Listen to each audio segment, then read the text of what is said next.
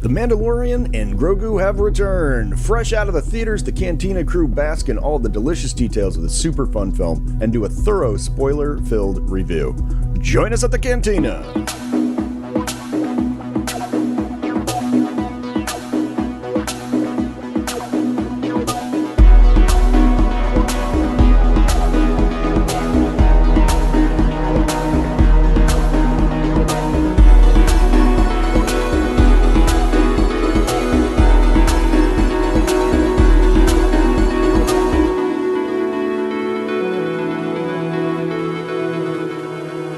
Welcome to another week of Cantina Chronicles. So if this is your first time listening to us, this is a weekly Cantina crawl across the Star Wars galaxy where we have delightful discourse about all things Star Wars, including news, notes, and theory, synthesizing all media. We contextualize your canon. We are your landing pad for all things Star Wars. Grab a seat and let's chop it up. I'm Ben. I'm joined with Grant and Adam, as always. And we are about to do a spoiler-filled review of the Mandalorian and Grogu. We just watched it twice in a row. Sure did. We're not ashamed to say. And I mean, when I say just, I mean just. Mm-hmm. We just drove back from the theater. And we're just going to talk about this awesome movie. I'm only positive about this thing.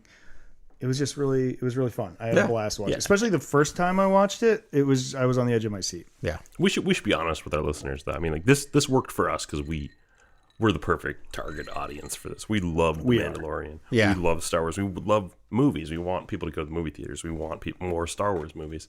So we're the target audience. We love this stuff. Yeah. And that's where we're going to come from, initially, where we kind of really talk about the highs and what we loved about the movie. And it was astounding to see it in both formats. Too. Yeah. In that we saw it, in a standard Dolby Atmos environment, then we saw it in an IMAX, and it was both cool. Times are splendid. Do you have a preference? IMAX was fun to see some of the sort of 70 millimeter sort of like full aspect ratio shots of Grogu meditating, things like that were just really special to see, I think, in IMAX. And the action moments, I think, were huge in IMAX. Like, they just felt bigger, and it just felt more expansive, obviously. Yeah. And really like the IMAX viewing. Same. Yeah, exactly the same. The sound also was just amazing in the second viewing. Yeah, I mean, visuals, I didn't really notice a massive difference, actually. But I do remember the meditation scene I caught the second time, and not the first. I definitely noticed the IMAX was louder. Yes. It was much louder. Okay. I like IMAX. I always get distracted by every time they change the aspect ratio.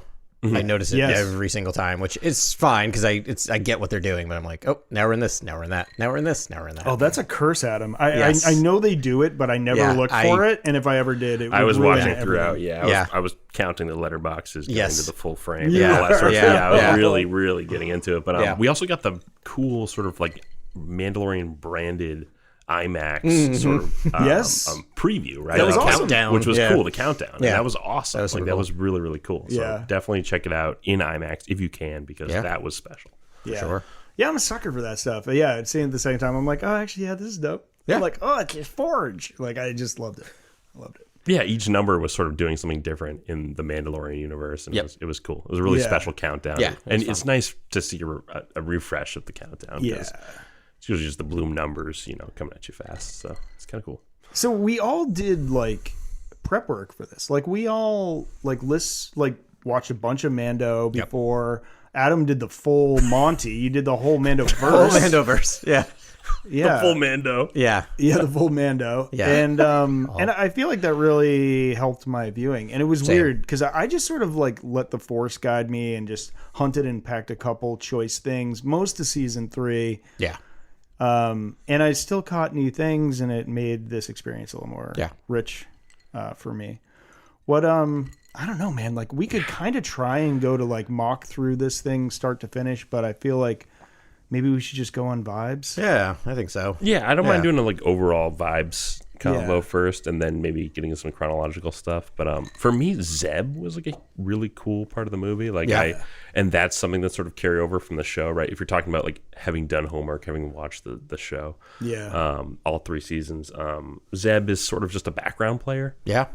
And this really sort of, I think, fleshed him out in a fun way, that he's like the senior intelligence officer for the New Republic, and you feel like you really actually are sort of introduced to a lot of how the inner workings of the New Republic and Adelphi Station and who's operating there and Colonel Ward and all those characters, and it's very, very cool and fun to see all the directors of the Mandalorian seasons being X-wing pilots in Adelphi Station. That was super cool. And it was just fun to be in that environment. And I think Zeb, to me, like there's a whole Bounty Law moment where he just like has a leather jacket on and jumps in like a land speeder and he's just like firing his his blaster rifle, and it's just such a cool moment, and I really, really like Zeb, and I think in the second viewing I noticed him more. Where in the first viewing he kind of just slipped by, and I was like, oh, Zeb's here, that's right. And then the second viewing I really was picked up on how cool that character is and how fun that character is, and how maybe that character to John and Dave is more central than we think in terms of like sort of creating a foundation for the New Republic and what he means to everything. I mean, we know what he means to Filoni. He's like one of his babies. He's a Rebels darling, and but I love, I like all these characters in animation, like Embo and Garazeb or Garazeb Aurelius to me. We're not really on like a Zeb terms yet, but they, and then Cad Bane and then Cobb Vanth, like the way they translate to live action, it's an exponential jump in coolness. And and that's because of a lot of hard work and they just did such a great job. Zeb was one of the best actors. Yes. Yeah. Then his physical his physical action was just like breathtaking. Yes. And he had his AB-75 bow rifle, right? Which is so if like you're a Rebels fan, you're super stoked on this. I'm seeing this. Yeah, and not like Ahsoka, where I feel like you need to have watched every episode of Rebels to get this. Like I know when Carly sees it, you don't need to know anything about that character to understand who he is. Great. I was thinking the same thing. I was just kind of in my head thinking about the fact that like the only main character in the movie that's human is Mando, and he has his helmet on. The movie's wild when you think about it. There's non-humans. It's no humans. Like it's crazy, and I just didn't think about it while I was watching it. This was the most freak flag Star Wars movie, freak flag forward Star Wars movie I've ever seen, and and even more so than Return of the Jedi. It's so weird. It was awesome. Like it was so cool to see something like that come to fruition. And when you said it was so hard to bring Zeb to life, like obviously the incredible CGI, like in terms of the detail of his face and all his gestures, but like this was just like a master class of craftsmanship across the board. Like this, you get the Phil Tippett stop motion. You're getting incredible puppet work, like some of the best puppet work we've ever seen in Star Wars. Period. Incredible CGI, like a CGI budget that I have no idea what this movie cost. But there are things that you see in this movie you never thought you'd see in from us in a Star Wars movie. And the whole thing was like CGI. Pretty. I mean, it was all on stages. They must have had a ton of practicals too, like the Embo fight. This is a spoiler podcast. Like the final Embo fight. Like I was like, is the Mandalorian fighting anything right now? Like I was just confused about that fight. Like I would love to see the behind the scenes of that fight in particular, because I would wonder if there was sort of some mocap or someone the Mandalorian's actually fighting in that moment, or if it's like this exceptional choreography that's sort of designed alongside a CGI. That's a good question. Yeah, that fight was kind of hidden because I think there was like 3 happening at the same time. Yeah, and you didn't see a lot of it, but the Embo stuff I thought was beautiful. All of it, even down to the way he walked. Was like it was near human but not human. And the character is so lithe, and the way that character came alive was great. And obviously, Kibu the dog was great as well. Like Kibu was very forward in the story and the plot. And that was cool. Yeah, I loved the ship, the guillotine. I forgot to mention it last week. The guillotine. Yeah. Which is like one of the more metal names that has been allowed to persevere. It's a pretty great name. Yeah. And then like when there's a ruckus, he just drops down in his chair and like turns around. That scene was so fire. It was such a nice reveal of that character. Second reveal of that character where it's not in the front of the frame. You don't even necessarily see what's happening, and then just says 0 words and just shocks the One of the most fascinating shots, I think, of the entire movie is sort of Embo being picked up by the craft for the first time with Mando. Yes. Just in the rain, with that, and that beam spotlight. of light. Yeah, it's really It's cool. a callback to a lot of science fiction movies. There's a ton of callbacks in this film. Yeah. The second time I watched it, so many, and there's so random ones. They're all over the. There's all over some the John place. Woo love in this movie. There's a Goonies reference in this thing. What's the Goonie? When they're sliding down the water slide, and Yeah, it's 100% Goonies. Like it's hilarious, just all the little things. Yeah. Oh, that's funny. Yeah. Yeah, I don't want to bury the lead either. I think when we all walked out of the movie the first time, we couldn't stop raving about the soundtrack and what Ludwig Göransson was able to do with sort of just the music and leveling up from just the music from the TV show, sort of what you heard there. He's leveled up. It's almost a reason to go to this movie. I think the certain tracks, like the Shikari track, like certain things like that, are just spectacular. We just listened to the Embo. It's just called Embo, and that's his theme.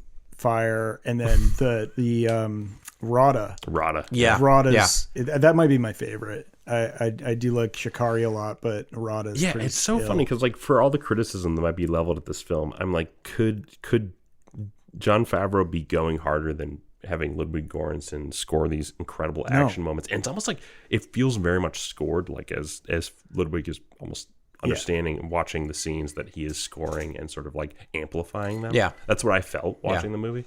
And it's some of the hardest Star Wars to ever Star Wars. Yeah. And I wonder where some of the criticism comes from in terms of like, did this, meet expectations? Did this give us what we wanted? It's like, you can't go harder than this at times. No. That's sort of where I rest my case. Like it goes very hard. The thing about the movie, it does, and I like that they gave Ludwig clearly like carte blanche, like he could just do what he wanted. I feel like because he gets it at this point. But I think it's really interesting because I feel like this movie, it can't be everything, and yet everyone expected it to be everything. Does that make sense? Like it's like it cannot do everything, and I actually really appreciate that it picked a lane. Like it just tried to do one thing instead of like. I don't know, episode 9, that kind of felt like it tried to do everything. Right. Yeah. I don't want to fight against criticism that I don't necessarily know is there yet, but I haven't really read a ton. I just know the general. Yeah. I just people that I heard in the theater. And it's like, oh, it was like a 6. It was like a guy and like he looked like he just came from a volleyball game and like a skin tight. Yeah. And I'm like, dude, you're a 2. Yeah, I know. I'm like, I mean, it's a mean thing to say, but I'm just like, I just feel like Star Wars at this point is a giant piñata that, if you take it down, you can make yourself feel better for a moment and forget that Daddy doesn't love you. People go in with knives out already. I feel like for this stuff, and I feel like I don't know how you could enjoy the show and not enjoy this movie. Right. And so if you don't like the show, why would you come to see this movie? I'm weirdly a little bit different than you guys. Where I could understand general audiences being a little bit estranged to some of the sort of plotting in this movie. There's some odd plotting for sure. And sort of being like, what? We're going to Nel Hutta for 40 minutes? Like, what's happening? And the swamp planet? Best day of my life. Again, it works on me. Like, I love the movie, but sometimes I do try to like think about what someone who's just coming to it fresh for the first time, looking at, the Mandalorian and Grogu as really interesting characters for a compelling story and sort of wanting to take part in an adventure and what that means. And then it felt like a lot of mission oriented sort of like questing, I tried to avoid the side quest, words, but like, because it felt like a main quest. It felt like this is the whole thing. This is bringing the Hutts back into the fold in a lot of ways. It's not a side quest. I think the idea to call it a side quest is wrong. No. I think this is doing something. At least it's doing something. Wherein the Hutts are back in the picture, and we're seeing someone who actually looks like Jabba the Hutt in Rod of the Hutt. Which is very cool. I was like, he has the same coloration. He actually looks the same exactly like Jabba the Hutt.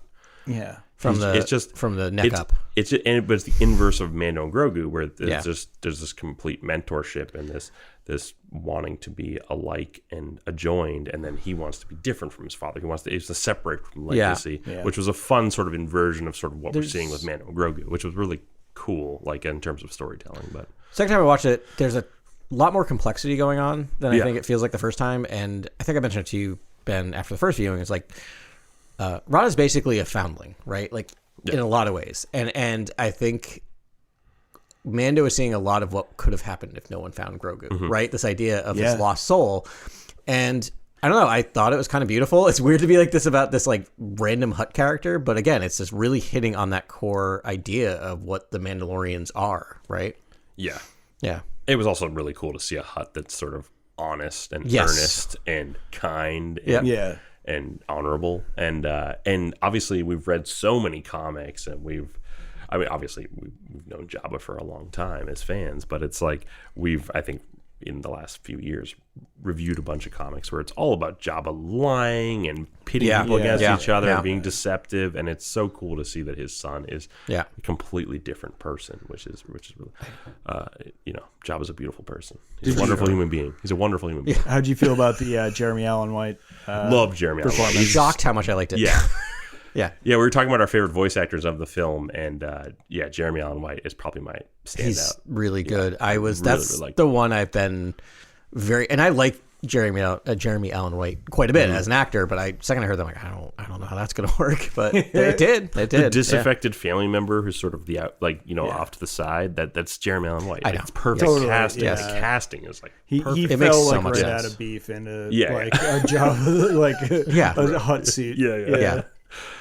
He says some really Star Warsy things in the movie that I was pretty surprised. He's like, "Oh yeah, there's stormtroopers." Like he was just dropping all the fun, lines that you would in a Star Wars movie. So like he's very much, I think he was very much enveloped in the process. Cool. He was an orphan, right? Orphans are everywhere, but he was like an orphan that kind of wanted to be an orphan. I mean, like maybe he would have wanted a family, but like he didn't really want to be associated with his dad at all. No, I think he was getting abused. I think it's sort of what he insinuated. But I think, I mean, he probably was. I mean, he was Huttling in the Clone Wars. So this is Stinky we're talking about.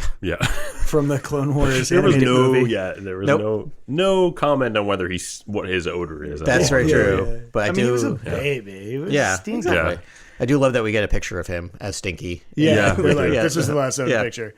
I saw actually one of the BTS videos. There's a ton on YouTube of him just like showing around props and stuff, and you can see the Stinky model that they shot for that hologram. Oh, that's fun. This is pretty cool.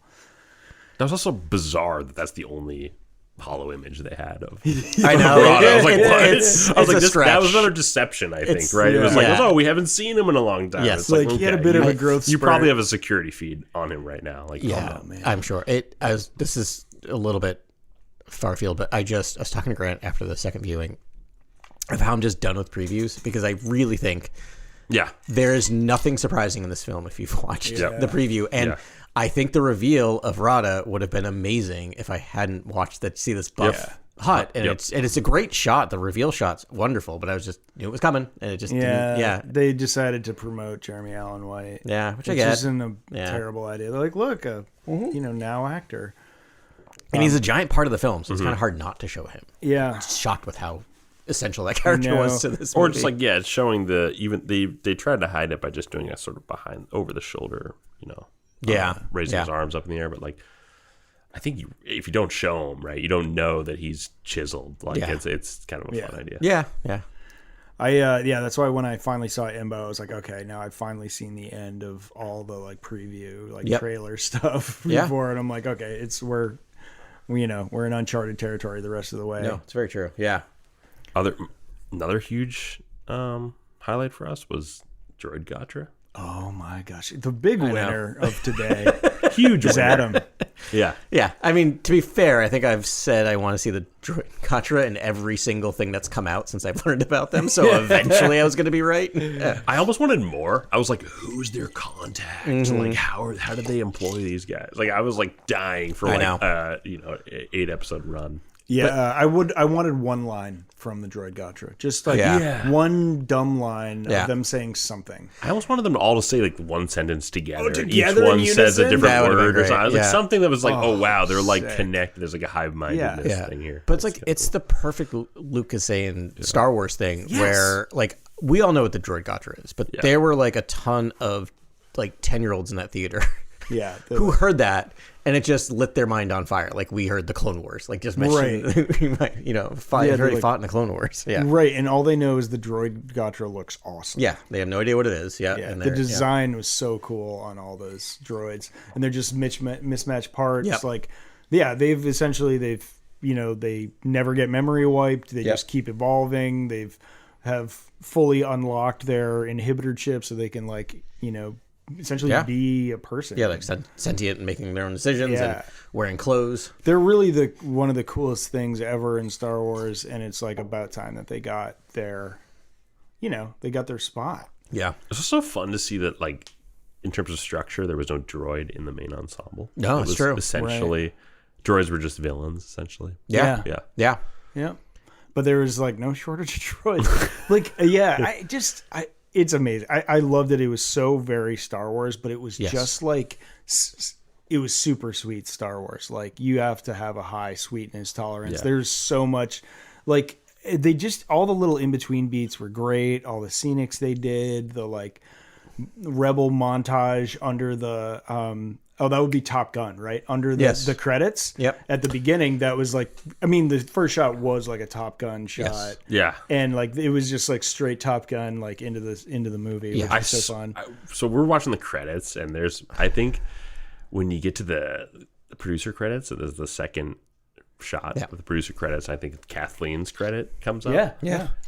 I saw a blue astromech. There's a blue and white astromech in the background. In the background. Yeah. Of that shot. Yeah, I don't know if it's R2, but it is a Grant blue astromech. Said it's R2, and it's there. It's right in the background. I think it's R2. Yeah. R2D2. And I think it's for the At Kathleen. Adelphi? Just for the Kathleen Chiron. Yeah, Right. I think so. I have like 7 She's an OG. things. She's been here since the beginning. Yeah. I have like 7 things I want to R2's say. in the movie. Yeah, so that's just, I don't know, speculation. I have this is going to be overstated, but maybe not. I have a real big problem with credits at the very beginning. Oh, wow. Yeah, we need... So... Yeah. The credits were a bizarre choice, but it'll be okay. It'll be okay because it's beachy vibes. Which it's not okay. It's completely antithetical to George Lucas. Yeah. George Lucas left the DGA in 1980 because he got fined for not putting credits in the front of Empire Strikes Back and Star Wars. No way. So to me, that felt like a giant betrayal of Yeah. George Lucas. I was sitting there going, and that's the very beginning of the film, so I was like ready to be like, no. Like, he's not dead, but he'd be turning over in his grave if he was in one. Like, I was really upset. He's turning over in his California king. I know. I was really upset by that, and I still am. And it so is not Star Wars, and I know it's such a minor thing to pick at. The fact that I'm picking at that is probably a good sign, but it drives me nuts. I think I heard really somewhere that Filoni and Favreau were going to bring back the crawl. Yeah, or something we were promised. Okay, we were promised the crawl. Yeah. Every movie heretofore would have the crawl. Was it Kathleen that said that? I believe so.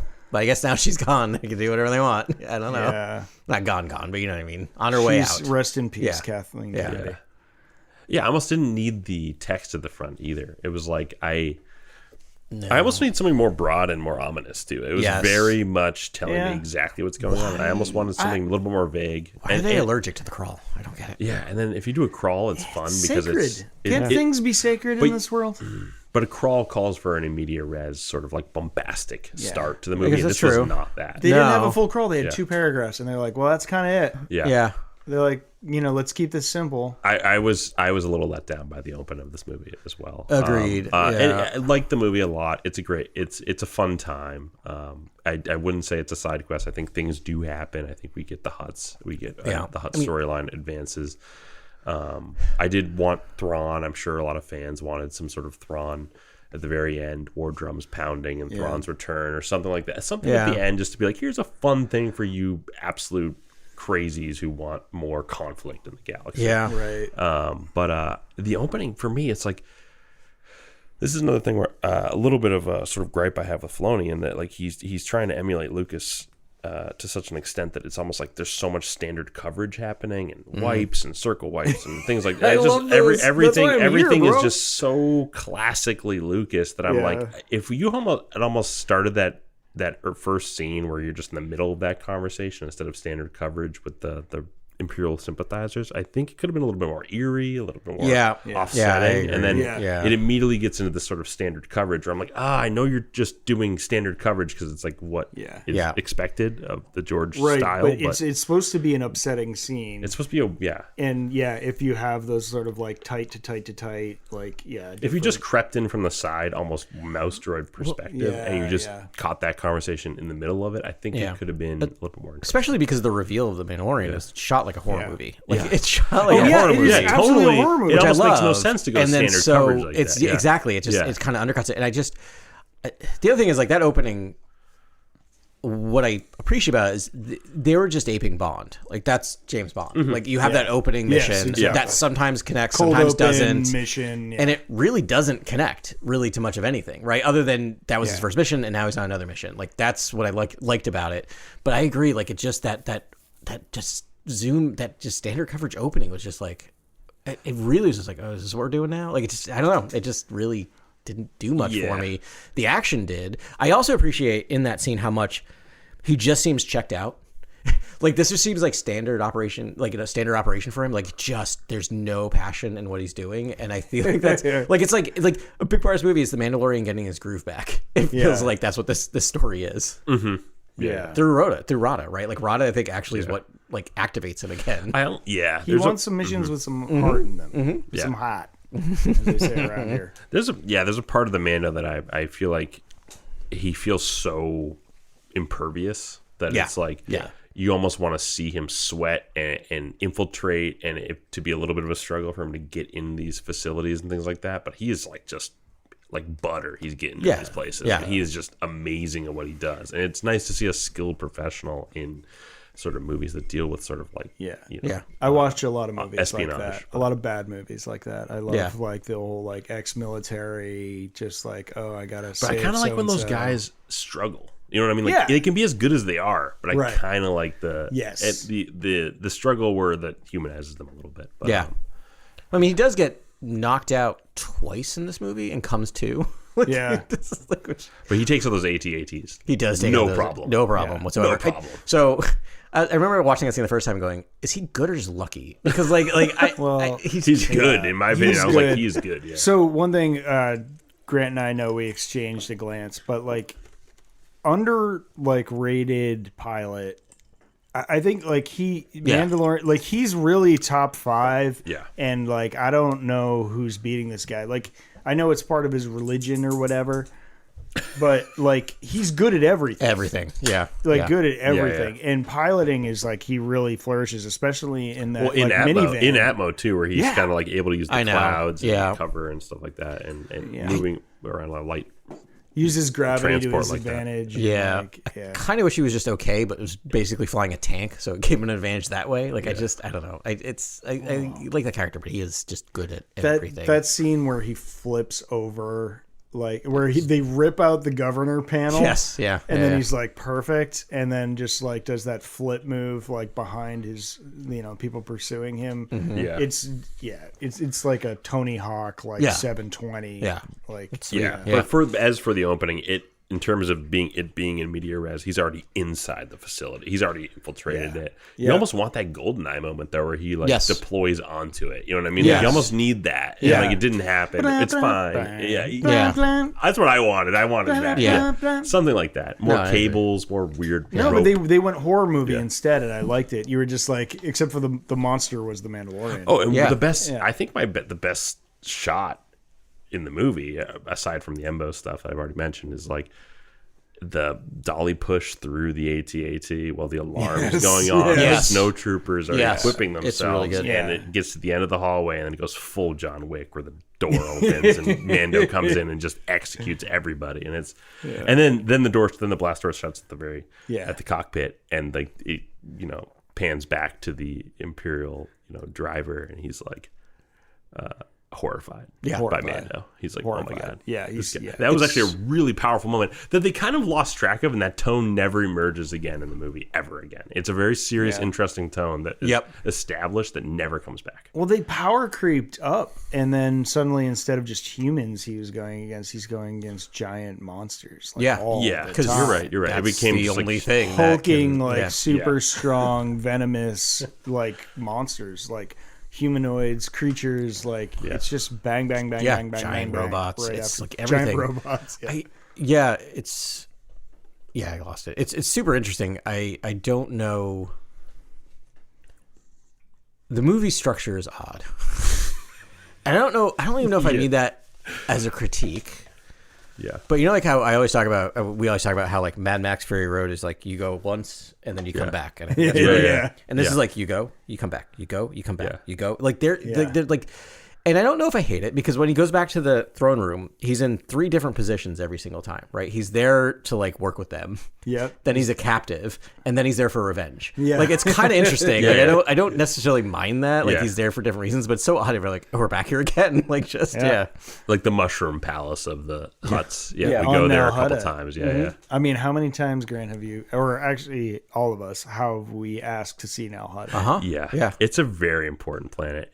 But like again, I feel bad for. This is why I can relate to people, general audiences, because like they have no idea. They don't know care. what a Nal Hutta They is. don't know what. But I mean, I don't think they need beautiful. to. That's the thing. It's a mushroom found, planet. They No, not found a that new they need biome. to. Like, right? Like we haven't seen like the only swamp planet we've seen a little bit of is Dagobah, right? And this is completely different. And I feel like to be this far in, was it the 12th movie? I can't do the math. 12th movie that they found a new biome.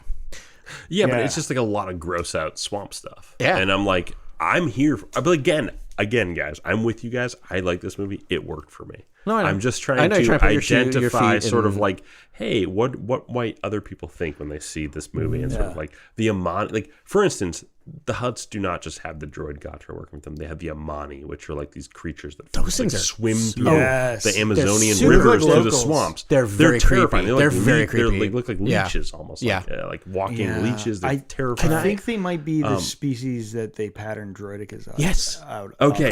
Ben said that. I'm like, yes, because when that rolls. I saw you guys. they're I out. saw you guys exchange a Yeah, glance that when was they all Ben. I rolled. was like, that's amazing. I think, okay. I think you're spot on. Yeah, That's I'm fascinating. pretty sure it is the Amani. Yeah.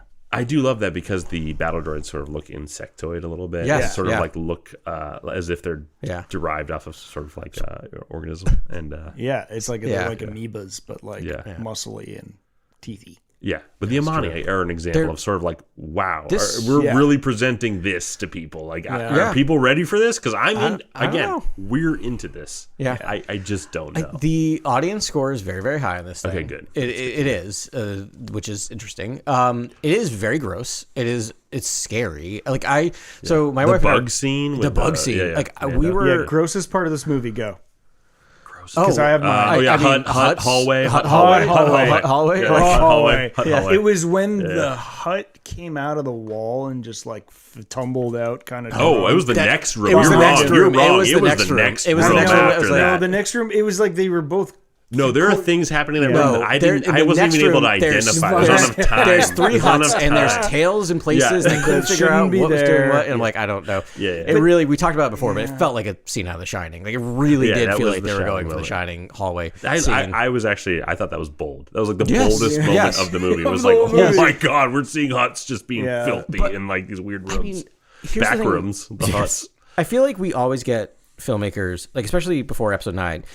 Who wrote that one? I can't remember. It's not Chris Terrio and JJ. Chris Terrio was talking about how much he was thinking about Return of the Jedi. Yes. There's 0 Return of the Jedi in episode 9. I'm sorry. Like that is not there's that movie. and this had all. This is Return of the Jedi. very Return of the Jedi. Return of the Jedi, A ton of cute animals and also the grossest stuff you will ever see in a Honestly, movie. I think it one ups Return of the Jedi. It's Yes. kind of what I said at the beginning of the pod. No. It's like if you want to see something even more freakier than Return of the Jedi, Yeah. come see Mando Because- and Grogu. It's Yeah. that. It is in Return of the Jedi, it's partitioned to the first half an hour. Yep. And in this movie, it's spread out all over. Yeah. Oh, McCoy. Yeah, but I was gonna say it is like so. Carly and I were watching the previews, and Carly was like, "Mate, we should bring Charlie. This might be the first Star Wars movie she sees in the theater." I'm like, "Well," and she's like, "Watch it first, and I'm gonna go home tomorrow and report." Like, no, Nope. nope, Nope. Nope. nope. It's very violent. not in a bad, which is fine. And would it's be also very scary, It's I think, very for a young scary. person. And Yeah. I was telling A lot Grant, of visages that you just Yeah. not ready My for as a young daughters- that are child, never yeah. going to escape your Yeah, yep, subconscious. yep. Yeah. I know. I got the two things. Like, she's currently terrified of insects, like terrified of bugs. So that one scene, I'm like, that would just scar her. And what Why the did amount. Grogu eat the scorpion? I think Grogu Yeah. takes like a few Yes. years to get into too. It's like it's Well, just you can relate, but It's at a the same time, 50-year-old it's a baby. She would love anytime it cut to him or the Anzellans. I mean, like, she would be Okay, cool. in That the works. pocket for that. Yeah. But like, there's too much scary and gross stuff.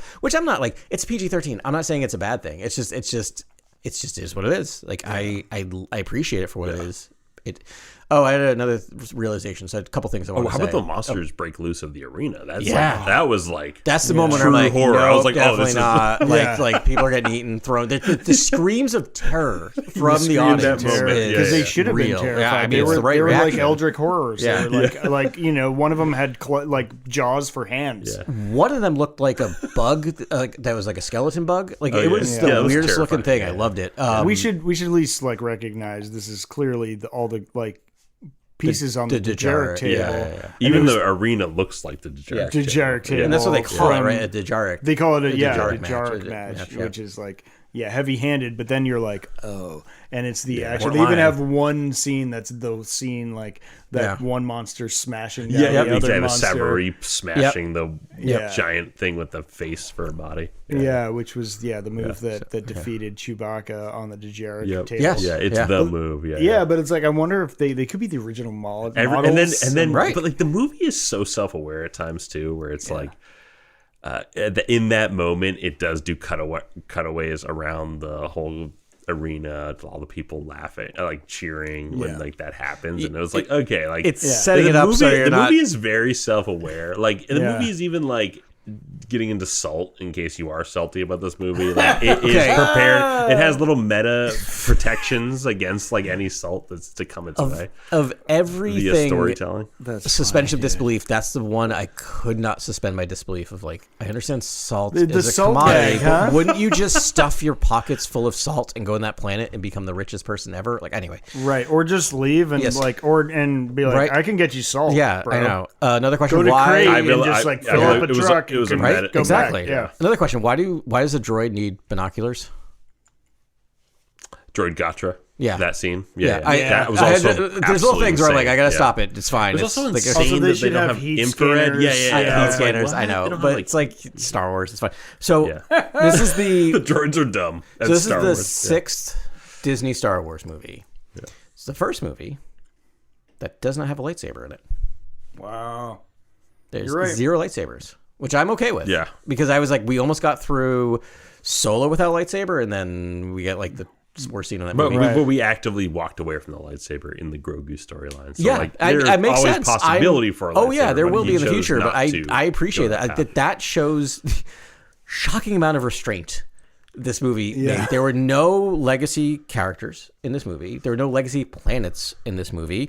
There were Zeb, does Zeb count as a legacy? no, okay. because it's like I would say like legacy is anyone in the movies. Yeah. Okay, copycat. But Zeb is definitely the closest we get to Closest that. to Yeah. that, yeah. And like no legacy planets. Like Here I was thinking Leia was going to appear in this I know, movie. right? I was really I waiting was for almost that. certain Leia was going to appear in When- as like a sort of like thanks for doing this, I Mando, know. and like just the camera Yes. just Yeah. pivots and it's Yeah. Leia. When and it's the like everyone's just like instead we just get all the writers from the directors from instead Star you Wars get showing Dave up. Filoni. I know. He's like, I'm the guy. I know when they showed up, I thought it was gonna be the guys, like the 3 original characters. Like I thought, like Han, it Luke, was Leia gonna when that pan over happened. to- I'm like, because I'm like, I already called the droid Gatra. If I can call They're this, just sitting at a table, the 3 of them, Yes, and yeah. like that's it. And like They no kind one's of made this talking movie about it. for That'd us, be though, honestly. 'cause ridiculous. But that's the the amount thing. of times we mentioned Rick Famuyiwa I know. and how he appears, and he kind of, I think he destroys the turbo lasers at the end. Yep. Like Yeah. he's a crucial, really central. Oh, are you sort of talking role. about Jib Dodger? Yeah, Jim Dodger. yeah, and he's a huge Dodger fan, so that's There a you cool go. name. Yeah. There's so many things this film could have. This movie feels very assured of itself, and I think that's a Favreau thing. Of like, it feels relatively little studio notes. There's one that Grant and I talked about that we'll talk about in a second. Yeah, but yeah. like, like they didn't feel forced to do this, to do that, to do that. Like it felt like we're just gonna rest on being a fun adventure action movie. I don't know. I kind of love that about it. Such a Labrador Retriever, dude. Yeah. He's just like, hey guys, we're gonna make a Star Wars today. You guys ready? It's gonna be awesome. We're gonna make $1 million. We're gonna make people happy all across the world. Let's go. And it's like they just like go out, and it's just like that energy is like in everything. And he should be confident because every time he puts a movie out, it's popular. So it's like. Yeah, he's great. He just seems like an earnest dude that loves making film, and he gets it. And he gets Star Wars, dude, because like all the nuance in this, I think is just dripped more like Star Wars. The other thing I was going to say that was restrained is that they had a lot of opportunities to just throw in known actors in bit parts, like especially with the Imperials. And like the only cameo we get in this entire movie is Martin Scorsese, who like knocks it out of the park. Yeah, I didn't realize he'd have so many lines. Yes. Yeah. Like, it's also again. Yeah, I don't want to keep harping on like the meta. No. You're talking about the self-assured, this assured aspect. We're making something. We're specifically making something that's sort of a deep cut Star Wars movie that we're sort of trying to broaden out to the 4-quadrant spectrum. It's like it is deep cut though. It's very deep cut in terms of like, but like there's very meta too in terms of like the Ardinian street vendor. Is giving them is an info broker on gangsters, and who we have the premier gangster filmmaker of possibly all time in terms of like, if you really argue with people, if you really want to argue about it. It's like you have Scorsese being the info broker. I got one more level in for sort you. of the underworld. And the eyebrows, like another level. There you go. In a food truck. In a food truck. By a guy who directed a movie called Chef about food trucks. Right. Exactly. There's the Favreau angle to it too. I know. It's like and Favreau is also an Ardinian. So like that scene alone is there's so many levels to that scene. If you just really think about that, it's like a director's club. I guess directors play Ardinians or X-wing pilots. That's sort of what I learned from this movie. Right. I mean, but it was just like he's like, hey Marty, you want to be in my film? You can be the same kind of character I was, and like that's what I thought. It's exactly that's exactly what happened. That's exactly what happened. But he gave a performance of a lifetime. Like he did because John's natural. John's character was great, but this one. Yeah, this one was like special. Like the voice fit the view. Yeah, because there's like no, like the stuttering, the mumbling to himself. Like I just feel like they just put a camera on him, and it's just like we'll just start talking. Like we'll get it. We'll do like a 20. And now I want to see a little Ardinian because he says he has 9 little ones at home. They're smaller than Grogu. That's the thing. And then he goes smaller. Like he says smaller after he goes smaller. Like it's again, it's just a real throwaway. Get ready for a baby Ardinian. I know. Thing's gonna break the internet. Yeah. All right. Another layer to that scene was the score. Which was the it's the Mandalorian score, but done on like little like violins and fiddles. Sort of like Eastern European style too. I mean, I think it's probably like it's supposed to be Italian folk music, and then like you can barely hear it, but it's like coming through a tiny speaker. You can hear the full like sound of it on the score if you like stream it or buy it's it or whatever. Very cool. And but you can hear it on like a tiny speaker playing, and it's like totally missed it. It just peeks through so seldom you can't tell it's the score, but like when you hear it, it's the score. And it's like it's a really cool thing. But like another layer, it's sort of that like Godfather theme sort of thing. Yeah, there you go. Yeah. Bang, So that scene deeply layered. Grant, you and I think are coming at this completely separately, which I think is really, really interesting. Because I don't think this is a movie for us. I think it's a movie for the public. Like I really do feel like this is they wanted to make a Star Wars that you could walk in not knowing anything. You could honestly walk in and not see Mandalorian and Grogu and kind of understand what's going on here. And I feel like they nailed it, to be honest. Like I feel like that's the first viewing felt slight to me for that reason. And then the second one, I could dig deeper and see those things. But I think I can see where you're coming from. Yeah, and I can see where you're coming from. I don't think that they achieved that. I think for me, this was...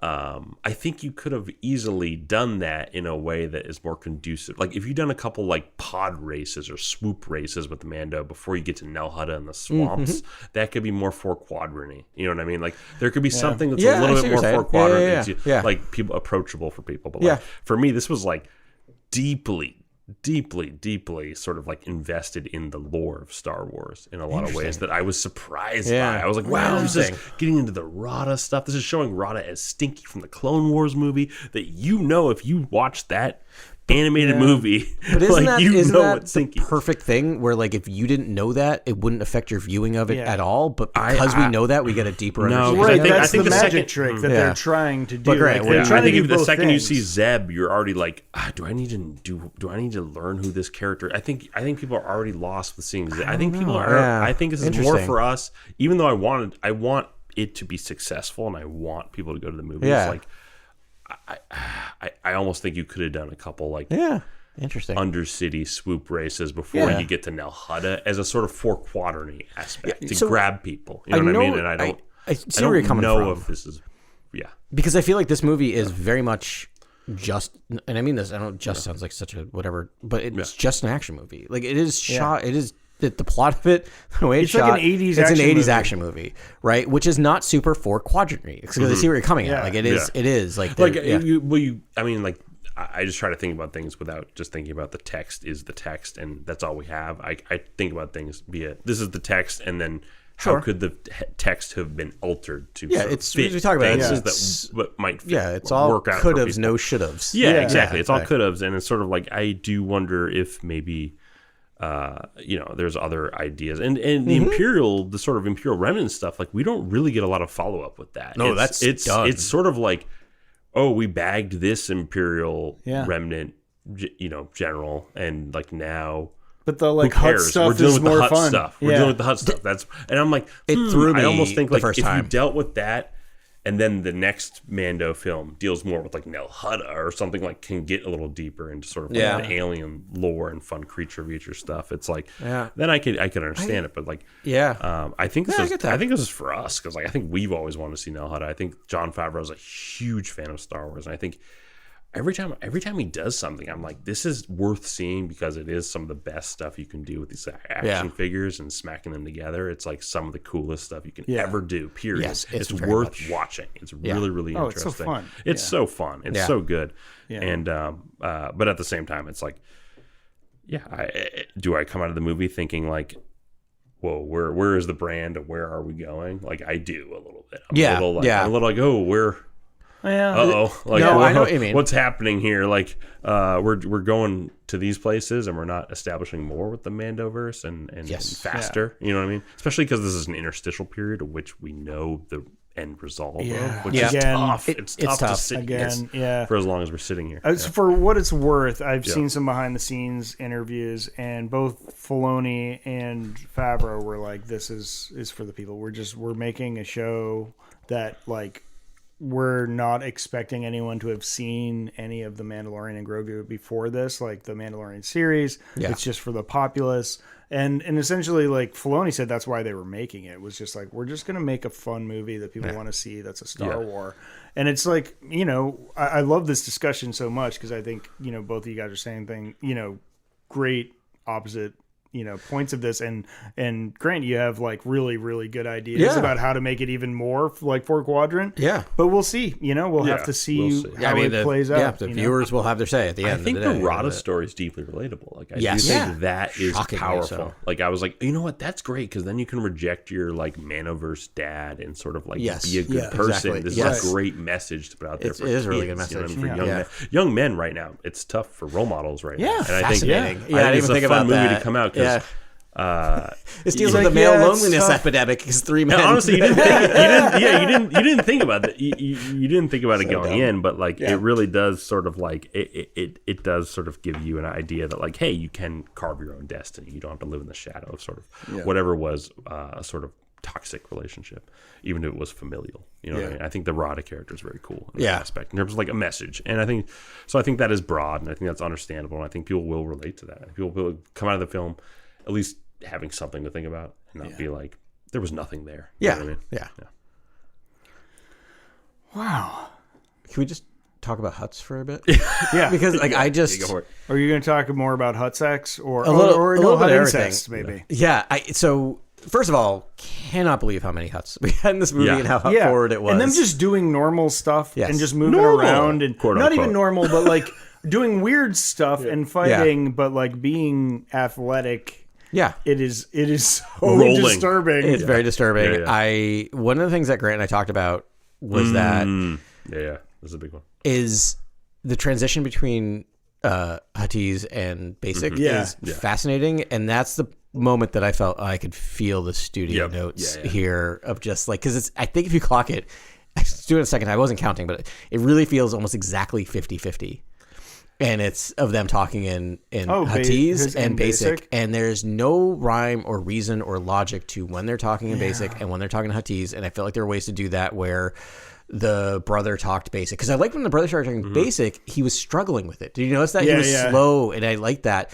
And then like halfway through the movie, and then the sister was not talking Basic at all, and then later on they talk better in Basic, and then she's talking in Basic. It drove me nuts. I'll tell you what the rhyme or reason was. They were like, okay, we can have like 2 lines, but like never more than 2 lines in Huttese. Exactly. And we have to switch back. We can't have people reading for that line. Yeah, we don't want to have them reading for more than like 5 seconds or like 10 seconds. Yeah, that was, Adam and I were talking about that, where it's like, I was like, do you think like they were, is there any like nothing really stood out as a studio note, but like what could have stood out as a studio note was sort of like they're speaking Basic for like a half second, and then it goes, or they're speaking Huttese for a half second, and then it goes right into Basic. Yeah, I bet. There's 1,000% chance that the script was written in Huttese fully, or like not in Huttese fully, but it just says in Huttese. For instance, parentheticals. I guarantee in it. everything. I promise you in the script, and then I think there probably is a version where that all exists. Yeah, and no matter what happens in the GGA podcast with Jon Favreau, I promise you, there was a Huttese version of this idea. I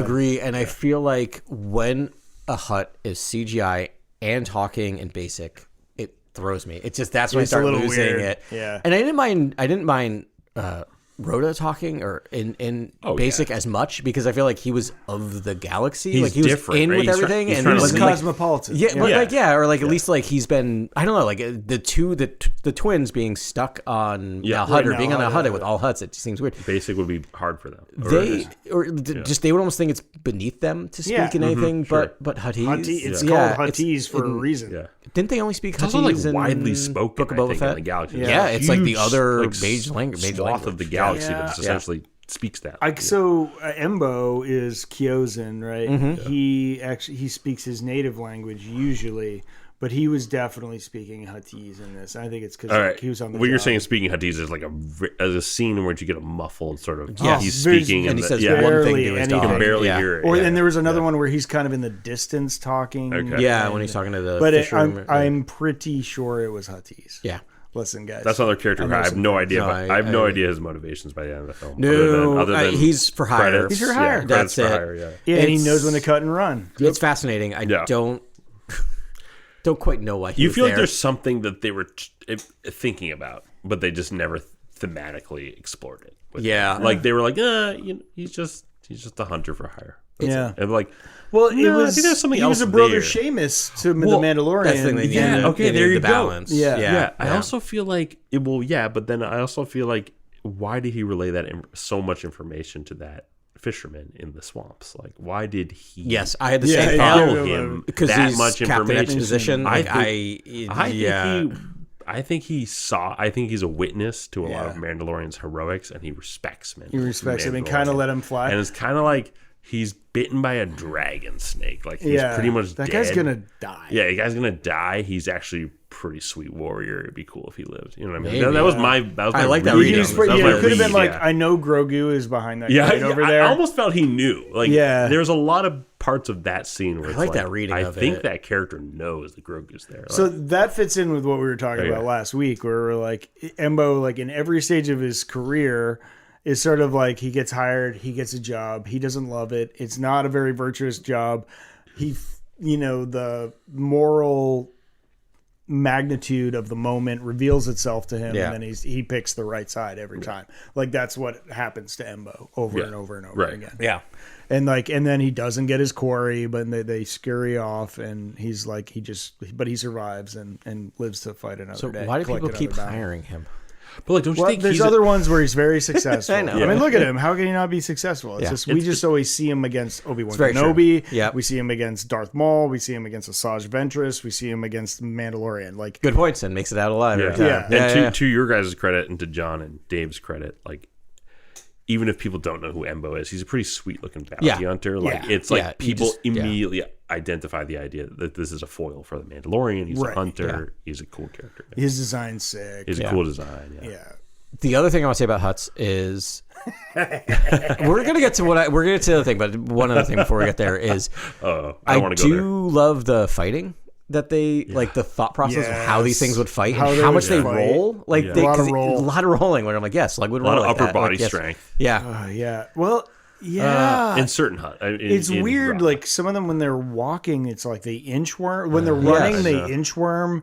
But like when they like walk, they snail. They also do like pulling themselves with their fists too. You also or they use their hands to pull them like a baby across the. And as fit as Rada is, he still struggles to get down hallways. There's a lot of shots of like from behind. He has sort of like he the has snail tail. one move in the arena, which is just to fall on his enemies. Great move. That's great. It works. Yeah. He has the roll and dodge, and then he has the belly slam. And then belly slam back flop.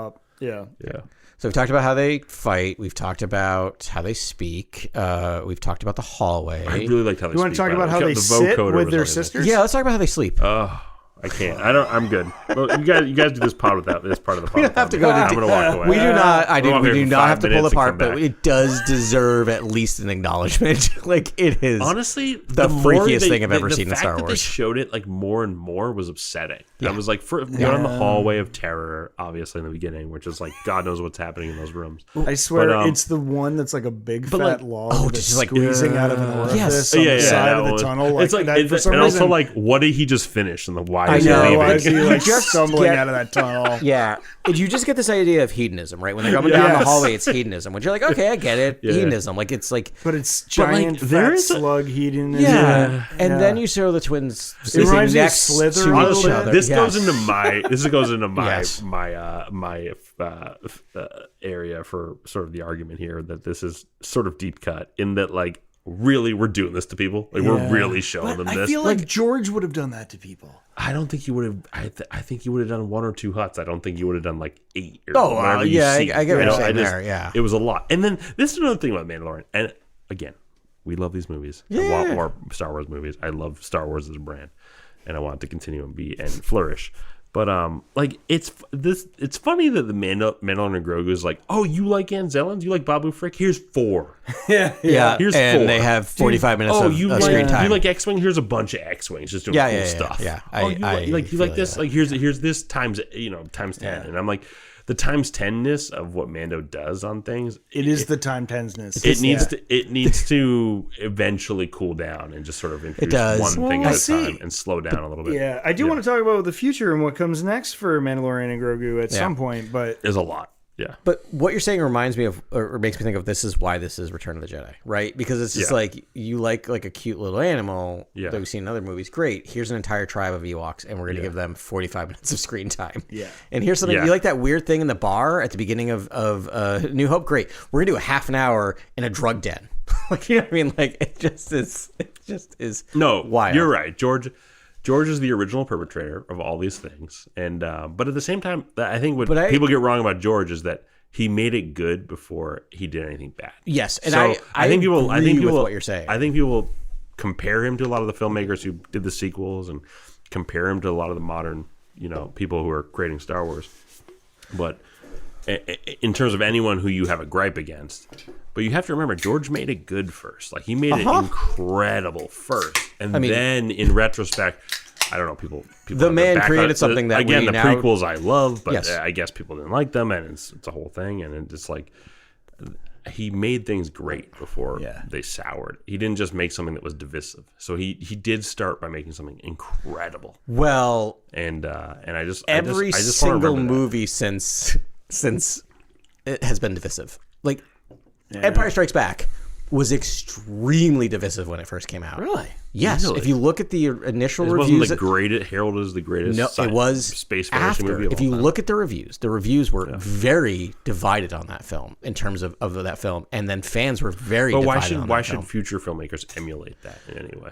Like, why should that mirror image be something to be like, oh, that gets a pass because that happened to George. Like, why do we have to? No. I know what you're saying. I'm just saying that I think sometimes we have this like rose-colored glasses when we look back at the original trilogy, and every single one was divisive. Not to the level that we are currently at, Right. and I don't think. I don't think there's going to be a re-evaluation of like the sequel trilogy, for example, where everyone's like, no, this is kind of perfect and it's amazing and everything. Like, I'm not arguing that. Yeah. It's just that like it's just been part of this fandom from the jump, which is frustrating. Of just like, can we just trust George? Because I felt the same way. Like we talked about the sequel, like the prequel trilogies. I was the most anti-prequel trilogy person that you could probably. Oh, really? Meet. I hated them. I really did not like them. But you watched them a lot. I know, right? You were like, I hate them, worst movies ever. I've only watched them 200 and times. I couldn't admit to myself that I liked them, right? Like that's what was going on with that. I thought that was I was not toxic because I did not share that hatred with others. Does that make sense? Like I didn't sit there and get on the internet, and I wasn't like talking to people about like, these movies are awful. I just I was dealing with myself. That's the way I got into Primus. Is I was like, this is the worst music I've ever heard, and then I realized it's the only music I listened to for like 2 weeks, and then I was like, wait, I think I like this. This is why I'm 46 and I'm going to a ska show in like a month. Exactly. You do something enough, you like it. But whether your brain wants to admit it or not. So my point is that I don't know what my point is, but Grant, I wanted to go back to what you said is that like I think you're right on to this. Like I do think this movie reminds me of Return of the Jedi the most, but it feels like someone trying to remind me of Return of the Jedi in a way, and like so like what you said, you like some weird huts. Well, here's like 20 of them. Like that's I know what you're saying. The 10X aspect of Mando's is fun, but at the same time, it's like, it's a service. The 4-quadrant people maybe go less weird, and then to service us deep fans, we need some sort of development. You can't just 10X things like forever. Some progress, something. Give us a hint at maybe where the Imperial Remnant chain is going after Coin. Like, give us something that is a little bit more to chew on. I mean, there's got to be something you can give us. But give us Captain Pelion. I did enjoy the mystery box though, where they're like, we got a lot of information out of this dude, which could go in so many. That was so broad. That was a bit broad. But it was like it was enough for me to think like, oh, what did he give up? But like he could have. He was in that Shadow. Grant, you're the one that told me he was in that meeting. Oh yeah, in I season whispered 3. to you immediately. Yeah, he's in there. He's in there. Coin's in there, and the other guy's in there from the beginning. Yeah. Those are both they actors. were both That's right. They're kept in the fold. Yeah, that's two warlords. That's what's good on Filoni and good on Lucasfilm. Lucasfilm has this superpower that I don't think anyone else has, which is this ability to sort of like synergize and create a connective canon that almost nobody can do. It's actually the underrated quality of Lucasfilm. Everyone attacks the brand. Everyone attacks the movies. The deepest, most powerful thing that this brand has is that it's able to create a connected canon in a way no one else can do. No one else can do it. Marvel comes the closest, but when Marvel drops that Spider-Man trailer, what? Right, that's the thing. When Marvel drops a character, it's almost like you could feel the movie going, look at this, look at this guy. We know who this guy is, as opposed to. If you didn't mention, and I just watched Mando season 3, in my brain, if like you didn't mention that you're both part of that Shadow Collective, I don't think I would have picked up on that until like the 10th time I watched this movie. Right, which or is the what I love next about time it. you watch that season 3, and you'd be like, oh, really wait a rewarding. second, those guys are there. I think people subconsciously understand that that's Lucasfilm's superpower too, and I think. I hope that's why they're wary of the sort of world between worlds plotline because they're thinking to themselves, whoa, why would you introduce something like that when you guys have so meticulously crafted a canon that no one can really punch holes in? It's like beautiful. The world between worlds is like Oppenheimer building the atomic bomb. It's one of those things like, what have I done? Like, what have I wrought? Like, it's going to come back and bite us in the ass. We talked about it when we covered dangerous. Rebels. It's just like, it's the most dangerous thing. A giant reset button. And the fact that he brought it back for and that's the MCU's weakest point is multiversal exactly stuff. And so it's like don't do that because you actually don't have to do that. And that's almost why I don't care about the MCU anymore. I don't care about the MCU anymore because someone could jump to a different timeline. Meaningless. Who cares? Yeah, I mean maybe Doomsday will reset it, but I agree. This is like, so nothing matters now. You're telling me nothing matters. Like why do I care about something? Which is how I feel about the world between worlds. And the second, like the worst fans in the world immediately jumped on that. immediately on the internet jumped on the World Between Worlds of like, look, you can fix it. This is how you fix it. And I'm like, oh, right. don't like the second they started doing it, I'm like, this is how I don't know, so, fix it. No, I know that's not. I know that's not what you feel like. Yeah, no, but I'm saying but the people that are like, let's just retcon the sequel. Yeah, exactly. That's insane. It's insane, but it's the guy's like, no, I'm going to write my own. We are like, 10 years away from someone pulling Last that trigger. Oh, that's absolutely insane. That whole crowd. That makes no sense. The sequel trilogy has incredible moments that you would never replace. It doesn't do anything that can't. It doesn't do anything to the canon that like. I did want to lean over to you, Adam, throughout all of this, and sort of be like, nothing tops Holdo. Like, as much CG as you can do in anything that I've seen, any idea that you can do with CG. The Holdo maneuver is literally the greatest one of the I've best seen moments in Star Wars. In terms of CGI in a Star Wars film. I just hate Laura Dern and I hate her dad. Whoa!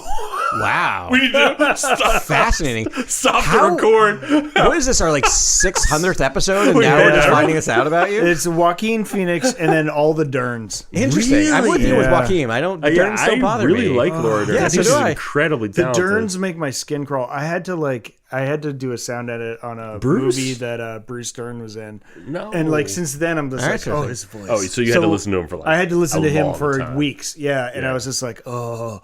Okay. But I don't know. And for some reason, Laura is in there too. She's Interesting. just- I think Really? Jurassic Park came out when I was 13. well, and she was great in Jurassic Park. But that's the thing. But I had very confusing feelings about like should I like the girl my age or should I like the woman? Like it was a very confusing moment in my life that I'm like now I like Laura Dern quite a she's bit. an amazing actress. This is not nothing. You know, we all have those. Personal. It's just visceral to me. Like there's something about her. Like, Jessica her voice. Chastain is for mine for some reason. Okay, and people love her and I get it. They both give me the scum tangles. Yeah. I just can't. We have those. Anyway, sorry. That's But I want to talk about for a Holdo second. maneuver. Great. Yes. But Holdo not one of my favorites yes. because I like Laura Dern gives me the scum tangles. Also, I have very, very specific qualities to that character based on the book that we read that was called The Princess. Yeah, the one where she's climbing the mountain. Climbing the mountain. Yeah. With, Grant, you know the name of this book. It's the Princess Leia book about her getting crowned Princess of Alderaan? Princess of Alderaan. Thank you. What is your brain? What is your brain? Knows it's in there. I wrote an Alderaan series on the Yeah, site. there you go. It was called Alderaan. Yeah, That's right. Oh no, Yeah, because that's right. like I was like, I remember we talked Before about this Obi-Wan during came out, Obi-Wan. yeah, I but was obsessed. that character, the Holdo in that is like this loopy, like, very weird, flighty, like loopy, autistic, like crazy girl that's like, but like is very sort of correct in everything she does, but she just goes about it in a very like different way, and like I mean, obviously, She sounds like a free-spirited young woman to me. Yeah. She's a very free-spirited, hippie, like young woman with a good head on her shoulders. That's great, though. I feel like that's fantastic. Yeah, no, I loved that character, but I'm not sure that like Laura Dern was that. character. See. I felt that Oh, she really? was. I felt like she was. Yeah. Just because she had some like pink highlights in her she's hair? not gonna really. But the way she talked too, and the way like I feel like the way she talked okay. was a bit hippy dippy, and I feel like that's why they didn't trust her. And I She thought it was was really this- interesting. she- This idea yeah, of like, she's Right. Yeah. That's why Poe kept trying to mansplain Yeah. to her like how to fight a rebellion. Yeah. Poe's a different conversation. Yes, altogether. That's we a do not have completely time. different conversation. We'll just We don't do an have time. entire episode on We don't Poe. have time, but no, Holdo is awesome. But again, I did want to nudge Adam and be like, you know what? Nothing beats Holdo. It's Like, very true. I mean, it's very just cool it's moment. Amazing. It's a very cool moment. It's amazing. I still remember seeing that in the theater. And it's sort of like when you do use a lot of CGI, I almost want something to that gravity or effect sometimes. And I felt like this was a lot of CGI with almost it never reaches. It's a very anything small that's, movie. Like, amazing. Yeah. like there's no. There's and I'm not there's looking for no the same- battle scenes. The most we get is 3-on-1 No, I don't space want a battle battle scene, but I almost want like again, yeah. And Well, there's it was something like 7-on-2. right at the end there, but that doesn't actually, count. there's nothing to do with the CGI that I thought could be profound in this movie. What I did think, and I talked to you, Adam, about this after the second viewing, is what I did think was sort of missing from this whole entire idea of the Mandalorian is sort of the ability for the Mandalorian to be a little bit less radical with the religion and sort of take the helmet off with his son. I think now that Grogu's Din Grogu and been announced as his son amongst the covert, I think Mando should be able to take his helmet off to look at his son. I think that should be a rule with Mandalorians. Yeah, and I I feel think like it's that's insane beautiful. Like the only to have one a could main see my character face. keep the helmet on. I think it's a horrible message to sort of I think it's I don't think it's a horrible message. That's a little strong, but stringently following rules without. It's a bizarre message to Yeah. not show your face to your son. And I think when he is resurrected at the spring and stands up in the background, I think his helmet should have been off in that scene. Interesting. I think and there's the music that comes in. I think if his helmet was off, if you can imagine that scene, watching the movie again, when Grogu comes out of that little hut, and he rises in the background with his helmet off. His helmet off. Yes. Period. Yeah. Period. After that, like his helmet is off. You are the only one that can see me without my helmet. You know, you're my son, and you can see me. Yeah, you can. I needed that from the film, and it didn't give me that. And that was insane to me. I thought that was insane that the movie doesn't go there. I thought it was like crazy. I agree. There's the one piece of not one piece, but I really tried to not listen to a lot of press about this, even like them talking about it. I don't want to listen to it. And I heard one thing where they were talking about they talked about him removing his helmet, which is not a surprise. We all knew that you have paid, you're going to remove the helmet. And I think it was Favreau said, we found a really compelling and important way. No, they found a cheat. They found a cheat in this movie where it's just like, take off your helmet. Well, if I kill you all, then no one's seen it. Which I'm like, I didn't. That's so fun. I didn't mind it. Like it's because it's kind of a fun way of being like, it doesn't count if you're all dead, which is kind of cool. That's the subtext that we didn't get in earlier seasons. Because they didn't think about it until now. But that to me is like compelling. Is like, no, I really thought it would be like, I'm with my son, I could take my helmet off. I had the exact same thought for this movie. Was like, that's going to be the only you're allowed to see my face because you're my son. And then we kind of beautiful. And then we get to see his face. Right. And then to me, it's a moment of saying, there's ideas in this world, but like we can be together. Because it's like, and like to me, what's better than human connection? It's like a lot of that stuff just feels like it's I don't know. It just feels like it's sending a message, but I don't know if it's the right message. It also doesn't work the way they did it because all those droids saw his face, and those things are absolutely connected on a network, which means that there's plenty of video of Mando with his helmet off. They were actually they were alone in that chamber. No, there was tons of droids. There were the droids. Yeah, there were the droid guards. Yeah, there was droid gotcha in there. Yeah, we saw that means it's everywhere. But like Grogu doesn't wear a helmet, right? But he can't speak. And because they don't put their helmet on till later. Don't speak. Like it's well, because it's later when they put their helmet on, right? Because in beginning of season 3, we see the kid taking the oath. Yeah. We see Jon Favreau's son taking the oath and getting the helmet on, and Grogu hasn't taken the oath yet, right? Only because he can't. Din Djarin has taken the oath to take him on as a foundling. But I mean, as a son, Din Djarin feels like a little bit of a peacekeeper between the two tribes of the Death Watch. Factions and the Bo-Katan. You're on something there. That's what is missing from the lore. It's the reconciliation. The lore is that he can't, Martin Luther, and that one person he can take his helmet off is in front of his son, who's been proclaimed his son in front of the Mandalorians. To me, I just don't understand because how freeing would that be for Death stream Watch? moment he doesn't have the helmet off because the music that plays in that moment calls for the helmet being off. Watch the scene again. No, I'm 100% there. I would be stoked on it if that happened, but I have an entirely different take on that. I think I think Mando is a devout, and I think that telling them it's cool if you take your helmets off now, like discredits their like commitment to the creed, and I think they're a generation away from being like you can take your helmet off. Yeah, and it's like they have to like she can't, the armorer can't just be like discredit their faith and be like, everything you did before doesn't matter. You can just take your helmets off now. It's cool. I think it's just sort of like, this is where we are. And, our main focus is trying to bring all the Mandalorians together, and some take their helmets off and we don't, and we won't because we are the keeper of the creed and we are the real devouts of the faith. And it's like, it's okay if they don't, because what's more important is we all come together. But I feel like she'll never discredit the creed and what they've sacrificed to be true. Like the true Mandalorian creed is what it is, and she's not going to go against that. But like, what does that do for us in the real world? Like when you that's the message. Well, because like we suffer through so much fundamentalism. I mean, nothing good is coming from fundamentalism. Well, you're going straight to fundamentalism. Like I'll talk against that. I think religion is great. Okay. Like I think religion is great because it at but its core. But do you think all religions are great? Yes.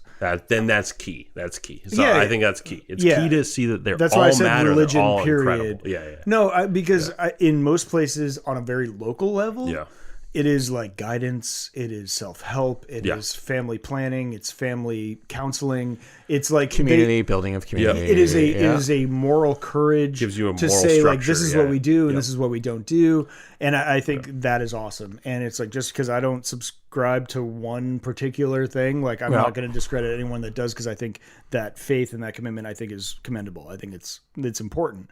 And so I think like with what they're doing, the Mandalorians are doing, like it's cooler, bro. Like the devout and the hardcore in this line, like all the like re-watching Mandalorian series, like that makes it cool, man. Like, I think it's cool to have all these beliefs. I think all these belief systems are incredibly important, and they do give us these incredible sort of like set of rules and guidelines to sort of live with our neighbors and live with others, right? And create civilization. Oh yeah, but at the same time, I don't know what it does to sort of like fuel the fire of radicalism within these things. And I think that's what the message is sending over and over again, pounding it into us, that it's like, this is a deeply radical character who is deeply devout. Okay. Yeah. And I think if you hold it more loosely, that's a better message. That's sort of where I come from. So if you're a little bit more looser, if you're looser, because that's literally, I think it would solve everything in the world if everyone was a little bit more loosely holding of their ideals and their beliefs. Yeah. I mean, not so much their rationale and their logic. That's fine. I can go as crazy as you want with your sort of scholarly pursuits, but your faith-based things, I think if you just hold them a slightly more loosely, I think the world could be a better place. Right. Like that's my belief. That's my belief as a person. Well, that's the next evolution, I think, of humanity, right? Is being able to look at someone with a different set of beliefs and culture and be like, that's cool. That's cool. I believe this, you believe that. That's awesome. And that's we have different things and we should hold on to our differences. Yeah. And I'm not even mostly worried about radicalism. I'm worried about corruption, right? Like that's the real... at the top level. I think they're married in a weird way. I think those are interchangeable. Yeah, they're basically the same thing. Or connected. But like financial corruption at the highest levels of religion will lead to like terrible things. Correct. So like I'm just trying to give them the benefit of the doubt on its core. Radicalism gives cover to corruption. Yeah, it does. I think people who are corrupt use radicalism to try to distract people. Anyway, so here's the thing. We're not going to solve. I don't religious feel, divides. So here's the thing. We're not. But messaging is Star Wars has power. But I want to. Anyways, I like it, and I respect the fact that you don't. And but I actually don't. It's not that I don't like it. It's that I thought I saw an opportunity to change the narrative a little bit. I think Ben, you said something important that's making me think. I'm not going to put my thoughts about religion on record. Yeah, you are though. We're rolling. It doesn't really. I mean, like, we're all kind-hearted, progressive people. I don't think it's fine to talk about it. Yeah, I'm not going to put it on record. Okay, but what I will say, I was like, should I? No. But here's what I'll say is I hear what you're saying, and I think what's really interesting about it is you're right. Like, changes in belief systems are generational. Mm-hmm. Right. And I think this idea of at first when you go back to the armor, I'm like, why are we talking about the armor? But you're absolutely right. She is the leader of that faith. Right. And for change to happen, she needs to step down or pass away, right? Before change happens. For real change. But I still think But Ben doesn't want that change to happen. But I'm not saying it should, but if it were to happen. I think it can, but I think it'll happen next generation. Yes, that's where I'm at. I agree. So it's like, but why do you want that to happen? Because I think for the people that have lived and died by the creed, like so far it discredits them by saying it's okay to take your helmets off. She can be like, no, like you do it, but then their children, this generation's children, can make their decision. Yeah, and it's like, because at that point now we are all of Mandalore. We are Mandalore, and we are their spiritual center.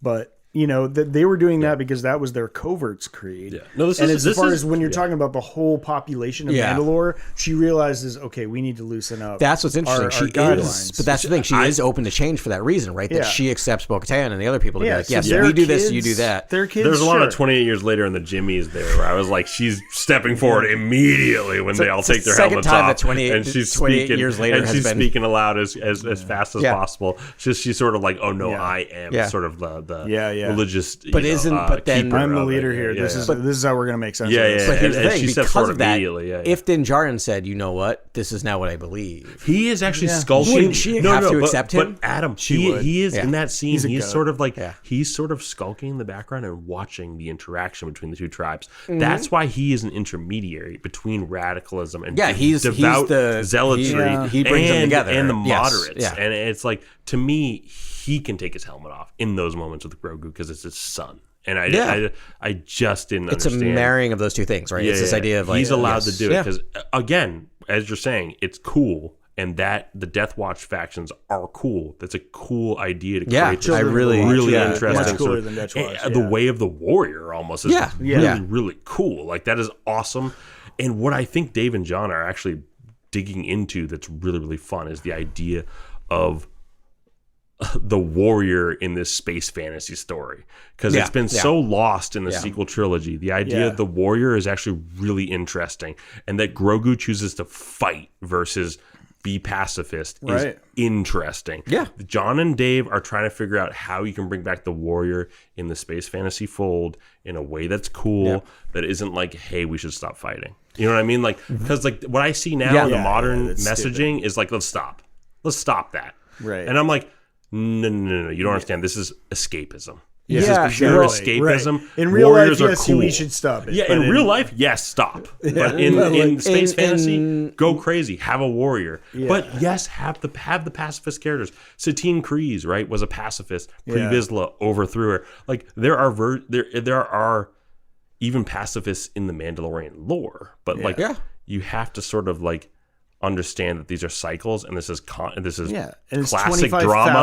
years This is of conflict. History. We need warriors. We need Sith. We need Jedi. We need it just needs to be fun conflict. That's what these movies are about. It's called Star Wars. No, I agree, and I think as a person who considers himself a pacifist, I can happily watch until he tries to buy a car. Until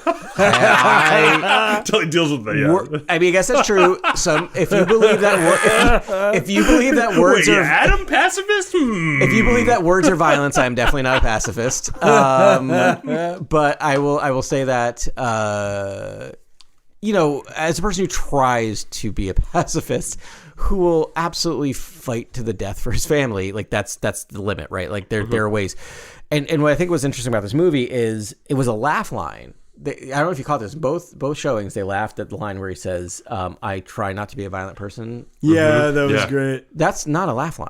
No, that is his creed. Like that's the whole thing in this movie is he doesn't choose violence. It's when it's necessary. And that the whole speech where he has with Grogu of like, well, we have choices. Like we could leave, and here's what that would happen. Or we can stay and fight. Like I like that moment of just like we have a choice here, and we could do this, but violence is coming for us one way or another. Like what do we do here? Do we use violence now to save Rada? Which is interesting because that's never actually said out loud as a goal.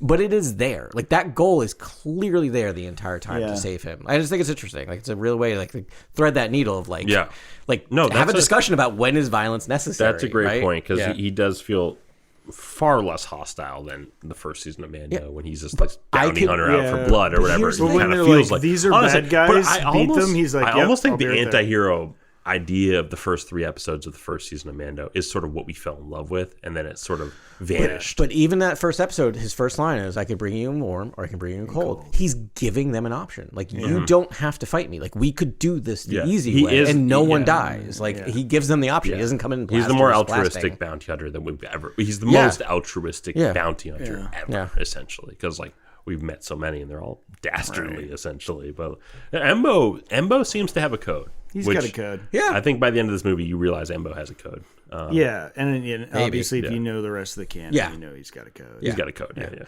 I want to talk about the structure of this movie one more time. Okay. I find it fascinating. All right, and then I've got one more topic. Yeah. So, what's the name of the warlord that they're going after? I can't remember his name. John O'Coin. Which is John Coyne was an actor in this movie. Did you know that? No, but that makes No, I think it was a producer. Producer John Coyne. PGA? Maybe it was PGA. Yeah. All right. But so I find it fascinating, and I mean that interesting. So the whole point is they go to Nal Hutta to find out where Rhoda is being held captive in order to get the location of Coyne. Yes. Grab Rhoda. Rhoda's immediately like, no, that Coyne is the guy you just saw. Yeah.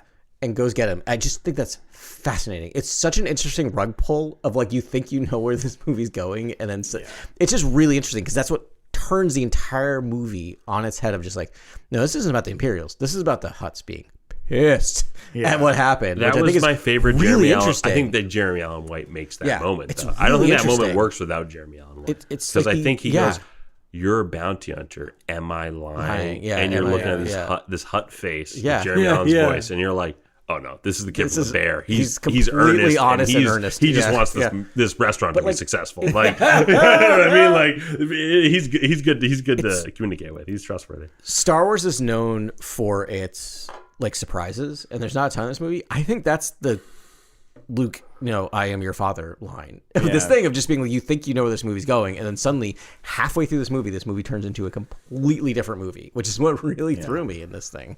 Yeah, it was weird that like we didn't get any planet like Chirons or super in-outs. Yeah, No, it's very we true. never know where they are. Yeah. I mean, we know Anel Hutta, but They Like name the it, planet but we where we don't- go to Coin and we get him. I was like, where are we? We don't know where What Coin is. We don't this? know the first planet, right? We don't know. It could have been, it could have been Adelphi for all I know. Like, Who knows? Who I knows? just, like, I looked just, like it beachy. better not be a legacy planet Yeah, because I am still burnt from episode 9 when they're like, by the way, we were on Mustafar. Didn't you know that? Oh yeah, that was egregious. We can't be reminded of that. That was If they tell insane that was Mustafar. If they tell me the first planet was Hoth, Honestly, you could have shown like a one. done. You could have given us one lava river. I don't even need the Fortress Vader. I know people are like, "Where's Fortress Vader?" Show that in the background. You're I'm like, like, dude, give me one lava river. I Like, know. Yeah. it's that easy. Any indication? Oh, that this is a Mustafar. forested area of You know. Mustafar. Oh yeah, because The Mustafar forest? has forested The areas. famous forests Oh of yeah, Mustafar. if oh you the read forests the- of Mustafar. If Yeah. you read Read the Splinter of the comics, Mind's yeah. Eye, it's in there. Yeah. Yeah, that's not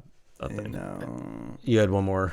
One I more have question. one more thing. So Yeah, I want to talk about the future. Yes. Oh, yeah. So Good. here Yeah. we are. We're at the end Yep. of the movie. We have 3 seasons done. We have Ahsoka. We have Ahsoka season 2 coming out. Yeah. We just saw this movie. It really, we had some power escalation. Yeah. With Grogu, we know he's getting stronger. He's getting smarter. He's getting more adept in the way. Mando is still Mando. He's definitely chilling with the Republic, Yeah. the New Republic. So like, what's next? Do you see a movie? Do you see another season, live action season? I see the Ahsoka season 2 and then the Dave Filoni movie, which is going to be Thrawn. It'll be the death of Thrawn. It's going to peel it all together. It's Yeah. going to, and that'll be it'll the be end the- of all this, huh? Well, it'll be the rise of Snoke. You'll get the whole Yeah, Luke's it'll be hand- the Luke's handoff. handmade Snoke. Yeah. Done with this whole era. We're moving on to Rey, and yeah, It's- it'll be Starfighter. Actually, you know what? We're really underselling Starfighter is the new beginning of Star It Wars is. in That's a lot what of they're ways. counting on to start the new lore. The Starfighter new, is going to be about some Starfighter pilot, but there's secretly a Jedi kid in the mix who's going to be this new Jedi character. Which is And you don't put Matt Smith and Mia Goth in a movie and not have them and be a Mia Goth and recurring, Matt Smith are gonna be, like evil incredible, big bad. Like yeah. we're done with the Empire. I think this is Sith Eternal at this agree. point, which Yeah, is like what a cool name for a new, a diabolical villain. Yeah. But yeah, we got to get out of this era because again, and like I hate going back to the negative corner, but it's like I really thought we would name a Mandalore in this era, show the beginning of Snoke, and get out. Like I didn't know we'd sit in here for so long. Because it got too successful. Yeah, so it's It was too big of a dollars thing. are sort of like. Well, I think didn't they want did it that. to- I mean, yeah. Bo-Katan is the Mandalore. But you slap the name Star Wars on anything, I think it makes money. Like, Yeah. I think it makes a ton of money. My heart Yeah. wants us to go to like Zatoichi, where it's sort of like they sort of Mandalorian peeked its head up into mass market feature film, and then it's going to creep back down, and hopefully the people that watch this film will be like, oh, I want to see the show if I haven't seen it, which I don't know who those people are, but apparently they exist. And then, and then they keep going, and then they can just keep the show just going in a different direction from Snoke and the First Order. And So all where, that shit. where do you room for think Mando both. and Grogu go from here? Like, where are we going with them specifically? I think they're gonna like party with the New Republic for a minute. Yeah. But I think like, their whole thing is these weird side stories with unknown planets and space monsters and weird jobs and like gaining allies and Yeah. which this movie was like. Again, they built an ensemble, right? Like you start with a movie, You think Rhoda Hutt's just gonna be this random character? No, he's like crucial and part of the crew. Yeah. You think the Azellans are yeah. just whatever? They're part of the crew Think too. of all the people that would like F with like Mando and Grogu right now, like Cobb Vanth, Boba Fett, Rhoda the Hutt, Chrysanthemum, like all those guys would F with like them. You know? I just wonder what Mando's story is in the Thrawn ordeal. I don't think he's there, bro. Well, I think it's two Avengers, man. I think he is there. I think Thrawn. He's a hired gun. He pierces that armor too. I think Thrawn figures out what to do to fight neutralize the. I almost want the Ysalamari or whatever Thrawn puts around his neck. Like it's almost the perfect Grogu foil. That's the thing. It's he's almost like the foily. He's obsessed with clones and the Force. And we have a story about clones and the Force already happening here, in this era. And Thrawn's coming back. That's a real good question. Like, so he's going to get Grogu. For people that didn't Grogu read Legends, the Ysalamiri were like a species that nullified the Force within like a geographic radius around. Yes, and so he made an armor out of it. and he would keep them around himself, his person, just in case. So, I think there's room for both of what you're talking about, because you could do the Thrawn story, and then that clears the slate of all these threads, and then you go into the Zatoichi, right? Like then you go to, now that's done, it's just the wandering warrior. Just plotting wandering warrior. I think he might be there. Well, no, he's too tied up in the New Republic to not be involved with what comes next. He has to deal with the Dave Filoni movie. But he can vector off and just be like, I don't know if I want to do this. What's crazy is that like the Dave Filoni movie was announced like 5 years ago. Yes, prior to this movie. Now he is now the chief creative officer. And he's still going to direct this upcoming movie. It's still on the slate. That is after the Ahsoka season 2. We shall see. Which has to be the heir to the Empire movie. I'm not sure we're going to get that movie, man. I don't know. They say we are, but I'm not sure. I think Ahsoka season 2 is going to tie up a lot of loose ends. I think Starfighter might be like the brand reset that they've been looking for. I think it is. I think it is. I think, but it's a different thing. Let's move into different eras.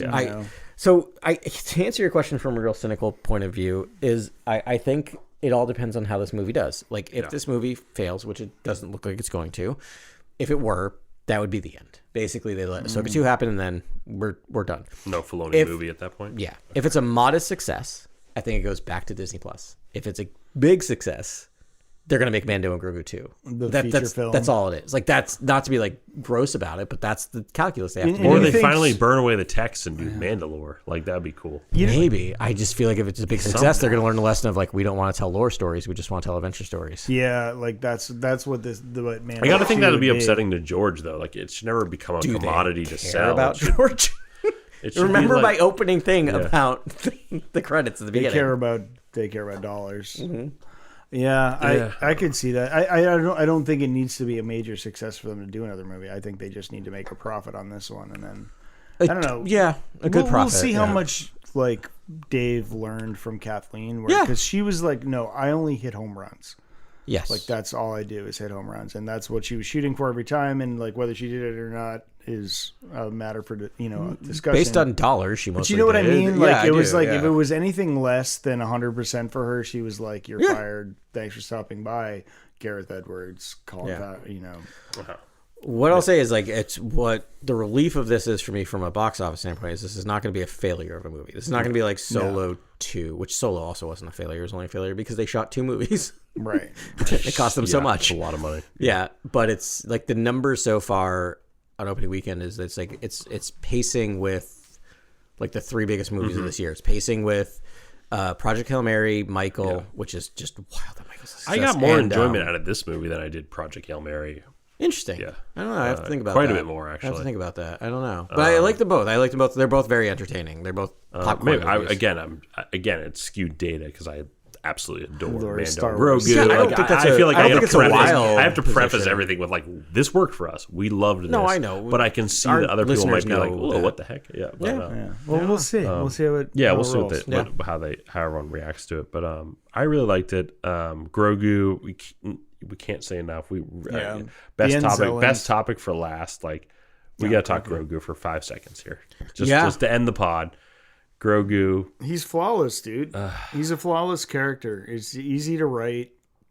They keep adding skills to him Everything he does, it's adorbs. I really did think he was going to go dark side in this movie. I thought Mando was going to get hurt, and I thought Grogu was going to go. They went the exact opposite. He's full light side. He only uses light side. Yeah. He right because he uses healing. He uses animal handling and just levitation. Or force push. Yeah. Force push, which is maybe neutral, right? Yeah. Yeah, he's not like force choking. There's no choking or like lightning. he did in the seasons and stuff like that. So that's interesting. Which I think is partially his connection with Mando, and also or with Mando, and as well as Luke's training. Right? He got a little bit of Luke. All the Luke training. Yeah, for sure. Yeah, we know from season 3, they're just like that. Luke training it changed him. Yeah, his alignment is now like lawful good. The same thing as like 5 minutes with Yoda for Luke. Yeah, you know what the effect was. Would he still eat the eggs in season 2?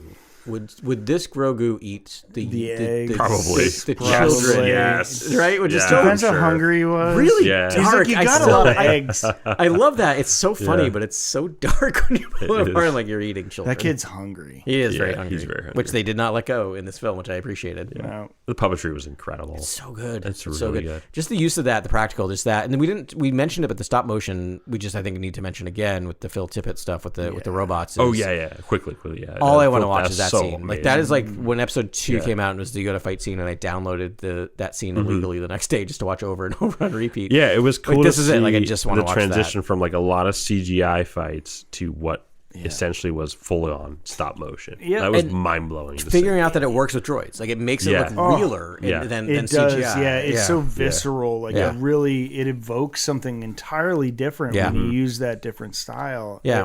I thought it was genius. What actually, Grant, I think you called it a crafts fair. Yeah, I did. I said that was my initial review of the movie. It was like the most simplistic term review of the movie was this was a crafts fair. But like all the best craftsmen that's the thing. involved in making a Star Wars, like flexing and like on full. And again, display. I don't know how you flex harder at times too, because you're getting Ludwig Göransson crediting like incredible symphonic scores with like incredible drum beats you've never heard before in a Star Wars. And incredible visuals, married to incredible visuals, plus like the artistry of like stop motion, CGI, puppetry. Yeah, I hope they take all of that. Everything. Yeah, that's what Star Wars should be going forward. Is costume like design. Mix all those things together. Like just that's Star Wars to a core. I mean, if you think about it, that's been since its history. I mean, there wasn't CGI, but they did fake early CGI. If you think about like episode 4, like all the trench run, that's all line drawing, but it looks like CGI. Yeah. Incredible film. Yeah. Do go out and see it. And see it in IMAX because it's truly special in that format. It really is. See it for a third time at some point this week because Carly wants to go. So it'll definitely be. That's awesome. Yeah. Yeah, I want to see it again. I always end up sort of finding an excuse to end up at the theater like a week later after being like, oh, maybe I'll just check it out one more time. Right. Those Ludwig beats. Yeah. So I'm sure you've probably all seen it because it's a spoiler-filled thing. But if you haven't, get after it. Nothing but positivity for this. Like, there's a lot of different Star Wars for everyone. Yeah. And this wasn't everything for everyone, but that's a lot to ask. But it was a fun Star Wars. Yeah. Man. It was super fun. So glad we got a chance to talk about it. And we'll catch you again next week on Cantina Chronicles. Thanks very much for listening to Cantina Chronicles. Please like and follow on your platform of choice. And feel free to reach out to us on Instagram or cantinachronicles@gmail.com.